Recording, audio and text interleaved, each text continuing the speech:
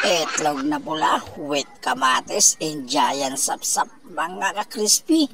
Kain tayo, pero bago yan, biyakin muna natin ang ating itlog na pula. Huwag lang yung itlog nating sarili dahil tayo mababaong mga ka-crispy. Ayan mga ka-crispy, dati tatlo kami. Ngayon naging isa na lang ako mga ka-crispy. Ano kayang nangyayari? Ayan, giant sapsap. Nakita nyo naman siguro mga ka-crispy, tinaas ko. Tara mga ka-crispy, kain tayo. Napakasarap na ito mga ka-crispy.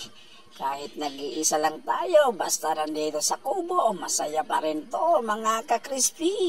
Pero ngayon nag-iisa lang ako mga ka-crispy, dahan-dahan lang ang kain ko, simpleng kain lang. Kasi wala namang kalaban, walang kaagawan mga ka-crispy. Kaya okay lang kahit dahan-dahan, pero para ganahan kayong manood mga ka-crispy.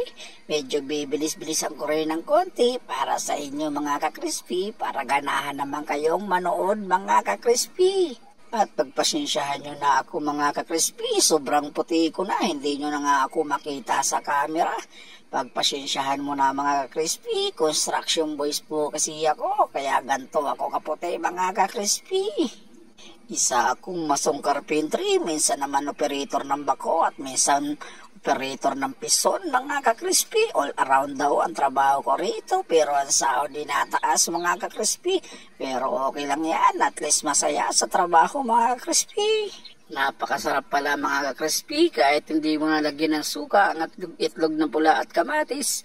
Masarap pala talaga siya, lalo na at may pretong giant sapsap mga ka-crispy.